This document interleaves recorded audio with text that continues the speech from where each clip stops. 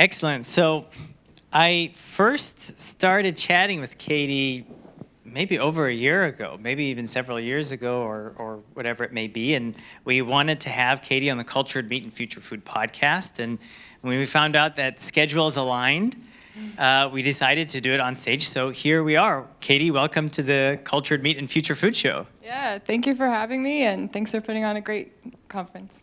Awesome. So we're going to get into kind of what Katie is doing and her background. And so, Katie, tell us a little bit about your background. Okay.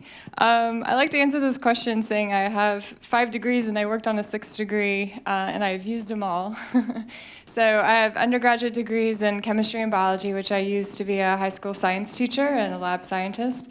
And then I went and earned a master's in community regional planning because I was really fascinated by creating more sustainable cities. So I worked for 7 years as an urban planner, working on implementing progressive planning policies. And then, wanted to go for more education. So I got a master's and PhD in civil engineering, where I wanted to advance my technical knowledge of creating more sustainable cities, focusing on transportation and water resources. As part of that, I published a paper on the Texas cattle industry and the impact on transportation on that. And then I started, I worked as a civil engineer for, I guess it's been over 10 years. I started my own engineering consulting firm. And then I became vegetarian in 1998 and vegan in 2008. And it always been nagging at me that I wanted to do something to do more to end animal slaughter. So I decided it was time for a career change again and to create BioBQ and focus on that. So I worked on a 6th degree. Oh, wow, okay. And an online biomedical engineering degree at Johns Hopkins. And then after 2 classes, I was like, I need to stop giving my money to universities and just invest all this money in BioBQ. Wow, okay, so you actually thought about the idea, and then you wanted to kind of pursue more education before you officially started the company, or did you officially start the company? So yes, so both. So I officially started the company in December 2018, and at the time it was just me. And I originally thought I would go back to school to develop a technology that would be useful for developing cultured meat. So I actually reached out to professors at the University of Texas at Austin, which is where I'm from, to ask them if they'd be interested in bringing me on as a PhD student, as a second PhD, to develop the technology in a biomedical engineering program. And it was in the fall of 2019 when I met who's now my co-founder, Dr. Janet Zolden. And she convinced me not to go for a second PhD. She said, I'll bring you in as a postdoc. And so she taught me cell culture and tissue engineering.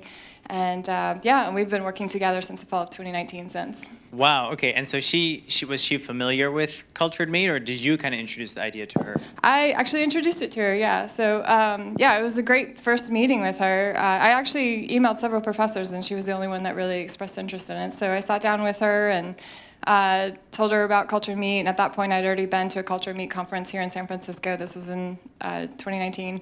So I just got her up to date, and I had already read some literature, and she, at the meeting, she wasn't like jumping on it at first. She was just like, well, this is really interesting. And the next day she called me, she's like, I'm in, I want to work on this, I'm super excited. I think I have a technology coming out of my lab that can help us create the first prototype. Wow, okay. So I'm going to ask you about what BioBQ is in just a second, but maybe first I want to ask about why brisket? Oh yeah, we're in Austin, Texas. So how many of y'all are familiar with how popular brisket is in Texas? Yeah, there's hands up. The whole okay. room, yeah. Yeah, so y'all get it. So I grew up in Texas. I grew up in Austin. Beef brisket's kind of like, when you think of barbecue, that's one of the major meats you think of. And it just made sense. For a brief time in high school and college, I worked as a barbecue waitress. And so I know how popular beef brisket is. So it just seemed like the natural meat of choice for BioBQ, and no one else, as far as I know, no other cultured meat company is working on it. So, and it's an interesting challenge. And you've been vegan for some time now. So yes, since 2008. Since 2008, okay. And so you would eat brisket before, and you enjoyed it, and you also knew how popular it was. Was that right? Yes, yeah. Okay. When I worked at the barbecue restaurant, beef brisket was my favorite. Okay, yeah. And maybe we could even break down beef brisket a little bit, especially because in Texas, or in Austin specifically, people like their their brisket a certain way, and whether it's extra moist or extra lean or kind of burnt or whatever, burnt ends or whatever it is. Can you tell us about the kind of different types of brisket you can get, or maybe I wouldn't call it cuts, but kind of like the different ways it's served? Yeah, I mean, it's a great conversation starter when you talk to somebody that likes barbecue of like, well, how do you like your brisket? So yeah, you get a variety of responses. I mean, typically people like it where you can like peel it apart, and they have specific things they like, how it's seasoned and how long it's smoked, and whether they want a crusty brisket or something, less so. So, yeah. I see some people in the audience getting hungry. So, okay, so we know what brisket is and why it's so popular in Austin. Mm-hmm. So, what exactly is BioBQ doing, and kind of, when I put it in the email, I thought it would be maybe too punny for stage, but what is the secret sauce, so to speak?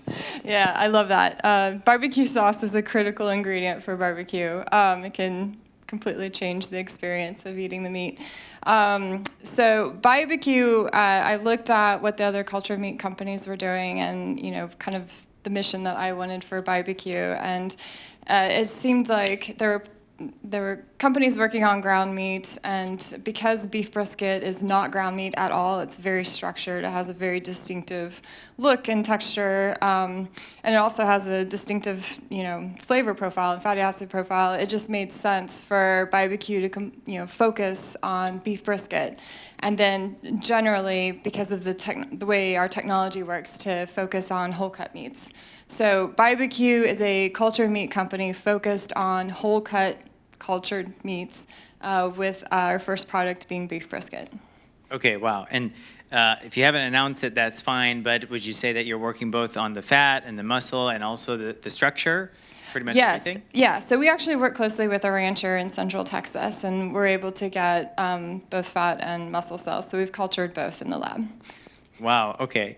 And then, wow, okay, that's very exciting. So you're working with your co-founder now. Do you have any other team members, or is it just the early starting point? Yeah, no, it's great. So we have some professionals that have just reached out to me via LinkedIn or other ways that said, I love your mission, I want to help you. So they have full-time jobs right now while we're fundraising until I can bring them on board full-time. But they've been great to advise and help with the R&D. And then the other thing is we have our own lab space at the Austin Community College Bioscience Incubator. It's an IP-free zone, so it's our IP.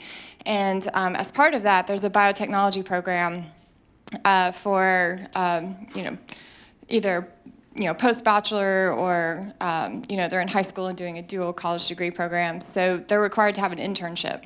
And so I've had multiple interns through that program, and they're fantastic. They're like great students, and they're super passionate about our mission. And I meet with them once a week to go over the research, and we develop experimental plans. And so, yes, I've got a team, and they're super passionate, just like me, about this.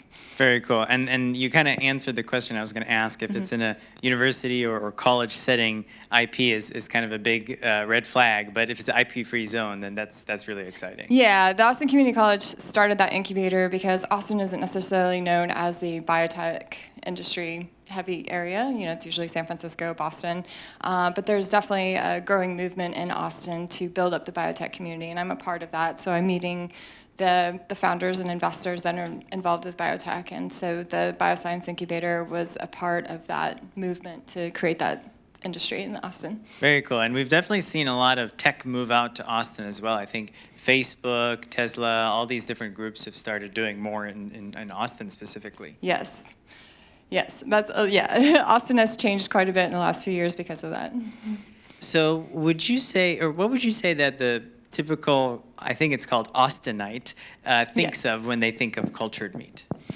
So far when I talk to anyone, I always bring up what I do, and 99% of the time people are really excited about this. There'll be a small percentage that are, oh, it's GMO, or that's super weird, but sometimes I'll use an analogy that seems to help of, just think of like a premature baby that's, in a mother, and we're just taking that baby and putting it into an intensive care unit. So think of the muscle, the brisket growing in the cattle. We're just taking it into an intensive care unit to grow it there. That sounds like kind of scary, actually. It seems to work. Okay, I'm thinking of the different levels of explanation, and maybe the more kind of biotech folks are like, okay, I totally get that. Yeah. So, okay, interesting. And so, I guess, so you said you're fundraising now? Yes. Okay, and how has the fundraising experience been? And I guess, we've been hearing about, usually we have a VC panel here at CMS. We didn't this year. Usually we do hear about kind of how the VC industry or the VC market is like. And so, with kind of everything that's happening now, how is it going for you guys? Have you seen VCs starting to pull back? Have you seen that maybe some groups want to do more due diligence? And how has it been? Yeah, so fundraising has been a frustrating experience.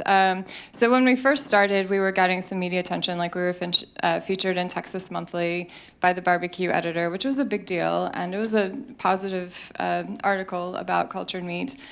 So that generated interest from investors that came to us expressing interest, but it was just interest. It wasn't like, here, we want to throw money at you. And so we pushed forward. I've been funding it myself to keep this going. And we just keep pushing forward. We created a prototype that we called a brisket bite. It was a whole cut meat prototype. So all the muscle cells are aligned as you would expect in muscle. No scaffold in it. We were able to remove the scaffold. So it was like a whole chunk of meat. And so we felt like that was a solid prototype to go forward to investors going, we have a way forward. And working with a prototype, we realized how the best approach for recreating beef brisket, because it's such a unique cut of meat. But the feedback we're getting from investors is like they are super interested, but they want us to already have the product ready to go. So that's some of the feedback.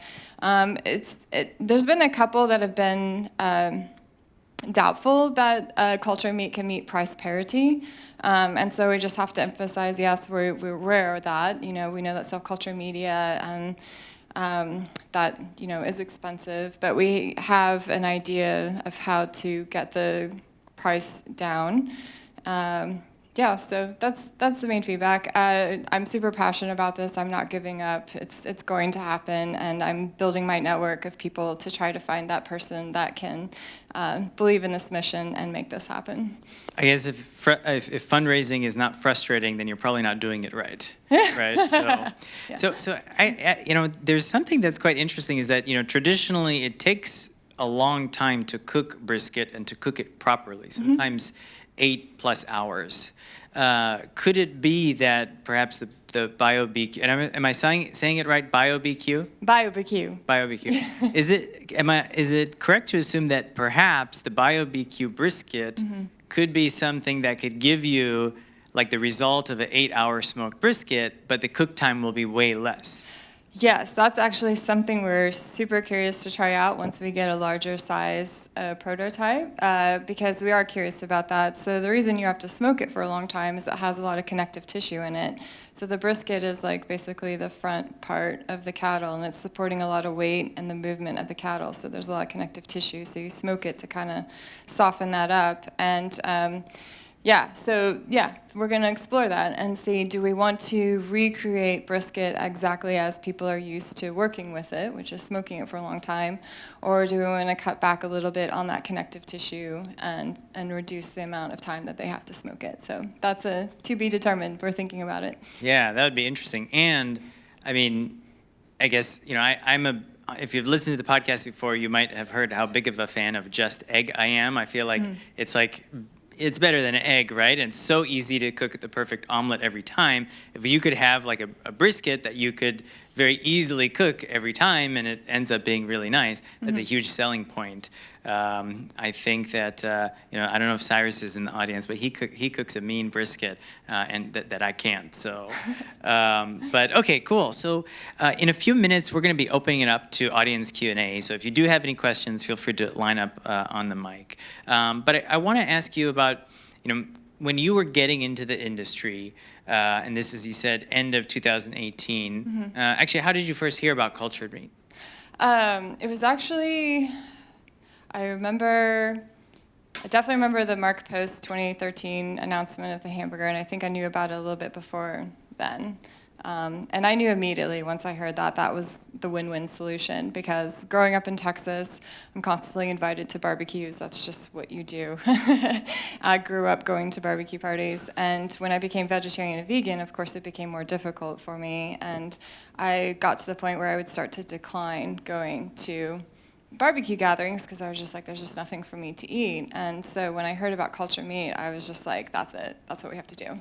Wow, okay. And because of your biotech background, you heard about it even before the Mark Post announcement in 2013? Yeah. I don't Okay. remember exactly what it was, Right. but yeah. I think actually New Harvest. Somehow I stumbled across New Harvest at that time. Okay, excellent. Yeah. And so when you were starting to kind of, get into resources and learning more about the technology as you were about to start the company, what were some of the resources that you looked into to kind of learn about cultured meat? Yeah, so definitely diving into the literature. I mean, I have a PhD, so I'm, very comfortable going into the literature and looking at what's happening there and just paying attention to the news and seeing what companies are starting up. And then once I met my co-founder, Dr. Janet Zolden, in the fall of 2019, then she was a great guide for helping me understand more of the cell culture and tissue engineering aspects. And, getting into the lab and actually working with the cells myself and seeing kind of like, where there's issues and things to think about. And that was the best way to get into it. Wow, okay, cool. It looks like we have a question. Go ahead. Hi. First, hook 'em horns. Oh, right, yeah. Yes. I was just wondering if you can comment on any advantages or disadvantages of opening a cultivated meat company in a city like Austin compared to the Bay Area. Yeah, so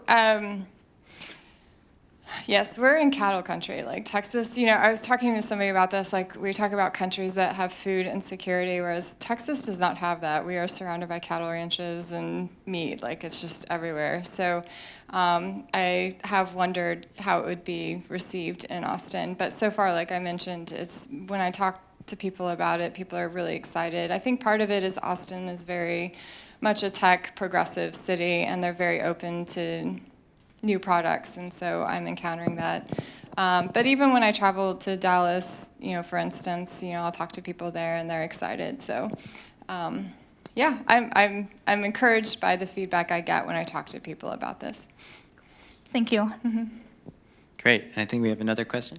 Yeah, hey, so we chatted yesterday Yes. About your amazing prototype and how you have these like beautiful aligned myofibers and stuff, but I can't remember, I don't think I asked you, did you actually eat it? Or if you can comment on the taste, texture, and color, but if not, that's totally fine too. Yeah, no, it's fine. Great question. So, yes, we had a large enough prototype produced that we could cook it. I decided to not try it because I haven't had meat in over 20 years, so I'd be a terrible judge of whether the meat was comparable. So my co-founder, who's an omnivore, was happy to eat it, and she described it as it was chewy, and she felt like it was close to the texture. It was, at that particular time, that particular prototype was muscle cells only, so we didn't have the cultured fat at that point, but she felt like that was the only thing missing to really recreate the meat sensory experience with the prototype.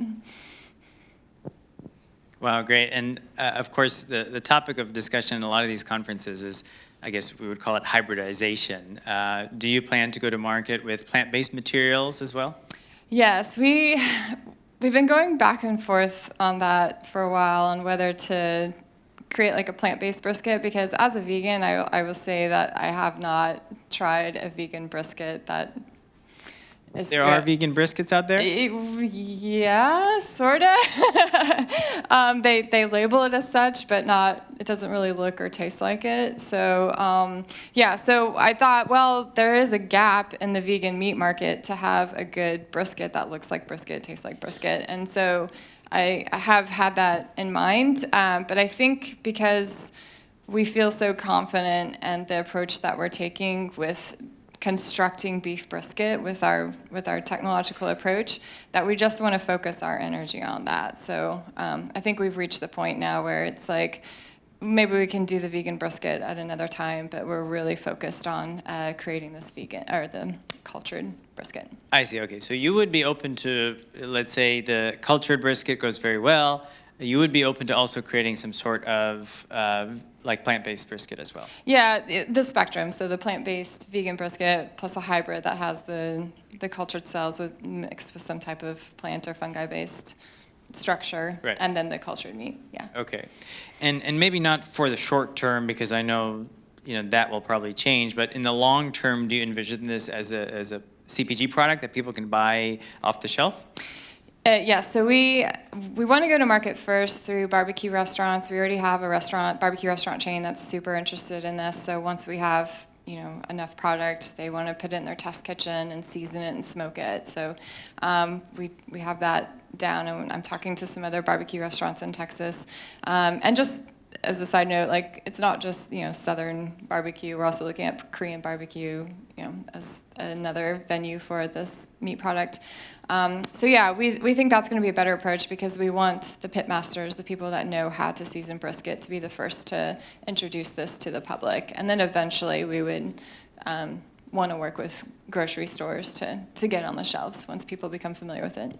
Wow, okay, so Austin already has a lot of good barbecue spots, but then I think the lines will be quite long for whoever has the first cultured brisket. Yeah, I agree. I think so, yeah. So there was, what is it called? Franklin's is the one that Yep. most, I guess, out-of-towners know is the best barbecue? Mm-hmm. Okay, yeah. So, well, and now you have been plant-based for a long time, but are there any other really kind of hot spots that people think of when they think of brisket in Austin? Well, like Texas Monthly puts together like a top 50 barbecue places, so that's a good resource to look at. Some of them are in Austin, some of them are scattered around the state, but yeah, I've been vegan for such a long time. I would not be a good judge of that. Right. Okay. And I see Cyrus here. He's the one that was making that really good brisket. Cyrus from our team. Excellent. So I want to, as we start to wrap up, I want to ask you about kind of advice that you have to other folks, specifically those that are currently in some sort of academic program. What advice do you have for them if they're interested in getting into this field? Well, from my experience with working with interns, for instance, I really appreciate interns that have the passion and the drive and realize that I'm a very busy startup founder, and they know that they need to, produce, be involved, and I'm going to meet with them every week. So I think being proactive and, if you're in a university and you want to be involved with Cultured Meat, I think offering your time to a startup and helping in that way is huge, because then you can understand kind of like what it's like to go through R&D with a cultured meat company, and then also trying to gain the skills for the science part, like cell culture. But I've also had interns that are more interested in the marketing and communications, and that's been super helpful as well. So. And you're currently full-time. Is your co-founder still working at the university, right? Well, yeah. So I, since we're still working on fundraising, I actually have 2 full-time jobs. So I work a lot. Okay. So I have my own engineering consulting business, and I basically take the money from that and I pump it into BioBQ. Wow. So okay. I work very long hours I'll switch during my day from working on an engineering design project to going into the lab or working on a pitch deck or having investor meetings. Wow, okay, and that's what investors like to hear. So if there are any investors listening in or in the audience, this is definitely a dedicated founder story right here. Yes. Excellent. And so what is the best way to get in touch with you and the BioBQ team? Okay, so I'm on LinkedIn, Katie Cam. I also have a website. For some reason, biobq.com was already taken. It's not an active site, but I couldn't have it, and I was BIOBQ.com is taken? Yeah, I was already taking. I was surprised by that. But so I did BioBQing. So it's BIOBQing.com. My contact information's on there as well. But LinkedIn's a great way to get a hold of me. Excellent. Thank you very much. I think we have one more question. Hi, I'm Gabe. I work at Vitro Labs. Thanks for a great talk. I was really interested by, and it just came up again, that you have a super diverse background. You've done a lot of different things. I totally want to pick your brain on urban planning and that sort of stuff later too. 'Cause Okay. I love that. But how has your civil engineering, urban, like all your different background, how do you, like, does that come up a lot, like, in your BioBQ work? Like, how much does that, like, influence your day-to-day, and, like, how can you leverage that, like, diversity of thought? Yeah, great question. Yeah, I definitely think about my life choices, and I feel like my CEO role at BioBQ is a culmination of all that experience. So, I used to be a high school science teacher, so I'm used to working with the younger population and getting them interested and involved with science. So that comes into play with managing the interns I have. And it's something I very much enjoy because I'm very much a proponent of getting more students involved with STEM. So that's a passion project. And then my PhD in civil engineering was all about sustainability and transportation and water resources, which is directly, related to why we're pursuing cultured meat, because of the huge impact transportation and water resources that animal production has. And so I have that knowledge of why we're doing this. And then, of course, my undergraduate degrees in biology and chemistry gives me a solid background, the nomenclature. I can dive into the cultured meat literature, no problem. It's, so yeah, and the community regional planning, I was very much involved with policy and working with politicians, so I'm super comfortable working with regulators, working with the public policymakers. So yeah, I'm doing what I absolutely love. It's a passion project. I'm super happy with where I'm at, and yeah, I want this to be a success.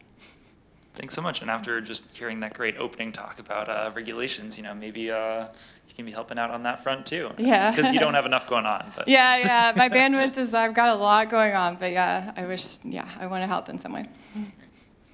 Great, and also a great question to kind of tie into creativity and how we could use that background for what we're doing in this field. So Yes. great. Well, any last insights you'd like to share before we close off?